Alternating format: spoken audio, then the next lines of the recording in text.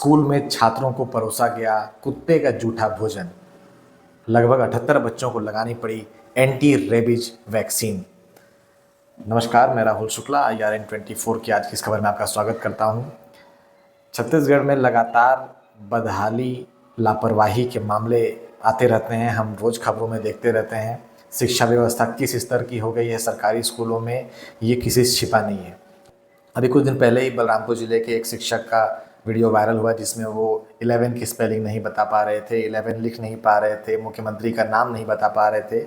अब ऐसे लोग जब शिक्षा के क्षेत्र में शिक्षक बन के सामने आते हैं तो वो किस तरीके से बच्चों का भविष्य निर्माण करेंगे, ये हम आप बहुत अच्छे से समझ सकते हैं।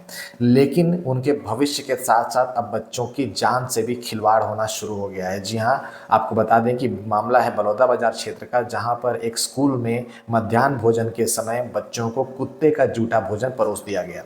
हालांकि ऐसा बिल्कुल नहीं है कि वहाँ पर जो व्यवस्था करने वाले लोग थे उनको ये पता नहीं था कि भोजन को कुत्ते ने जुठार दिया है, पर उसके बावजूद भी उन्होंने उस खाने को फेंकने के बजाय बच्चों को खिलाना ज़्यादा सही समझा।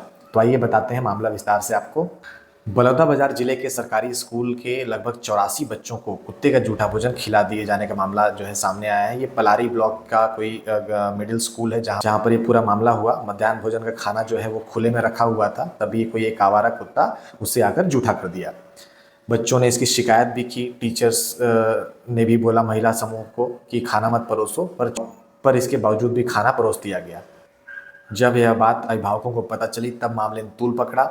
सभी से पूछताछ की गई और उसके बाद लगभग 78 बच्चों को एंटी रेबीज वैक्सीन लगाई गई। मामला था, स्कूल का मामला था, तो पक्ष विपक्ष भी होना लाजमी था। वहाँ के विधायक ने मुख्यमंत्री को एक पत्र लिखकर इसकी जांच की मांग की है। हालांकि यह घटना 29 जुलाई दिन मंगलवार की बताई जा रही है, जहां पर बच्चों को जो वहां पर स्कूल में स्व सहायता समूह की महिलाएं खाना खिला रही थीं, तभी एक आवारा कुत्ता आता है और जिस बर्तन में सब्जी रखी हुई होती है उसे जुठार देता है। और शिक्षकों को जब इसकी जानकारी मिलती है तो वो महिलाओं को मना भी करते हैं कि यह खाना मत परोसा जाए, लेकिन उसके बावजूद भी स्व सहायता समूह की महिलाएं वो खाने बच्चों को परोस देती हैं और बच्चे उसे खा लेते हैं। महिलाओं का यह कहना था कि नहीं, सब्जी को जो कुत्ते ने नहीं जूठा किया हुआ है। उस स्कूल में लगभग 250 बच्चे पढ़ते हैं, जिनमें से 84 बच्चों को जूठा भोजन खिलाया गया था। जब अभिभावकों को इसका पता चला, ग्रामीणों के साथ वो स्कूल पहुंचे, वहां पर पूरा मामला समझा, जानकारी ली, तब पूछताछ में पता चला कि 78 बच्चों को वहां पर एंटी रेबीज का वैक्सीन दिया गया। मामले को देखते हुए वहां के SDM, वहां के BO, सभी उच्च अधिकारी पहुंचकर वहां अभिभावकों से बातचीत की, सबका बयान दर्ज किया और ये विश्वास दिलाया कि जो इस तरीके की लापरवाही हुई है इसके खिलाफ सख्त कार्रवाई की जाएगी। इस मामले में जब मीडिया के माध्यम से जानकारी फैली तो हाई कोर्ट ने इसमें संज्ञान लिया है। हाई कोर्ट ने कहा कि कुत्ते का जूठा भोजन बच्चे को खिला देना बच्चों की जान से खिलवाड़ है। मीडिया रिपोर्ट्स को जनहित याचिका मानते हुए हाई कोर्ट ने राज्य शासन के स्कूल के जो शिक्षा सचिव हैं उनसे इस मामले में 4 बिंदुओं पर जवाब मांगा है। चीफ जस्टिस रमेश कुमार सिन्हा और जस्टिस BD गुरु की जो डिवीजन बेंच ने पूछा है कि भविष्य में इस तरीके की घटनाओं पर रोक लगाने के लिए क्या कदम उठाए जाएंगे, शिक्षक और महिला समूहों पर क्या कार्रवाई होगी। इसके लिए उन्होंने 19 अगस्त को सुनवाई के लिए डेट दी है।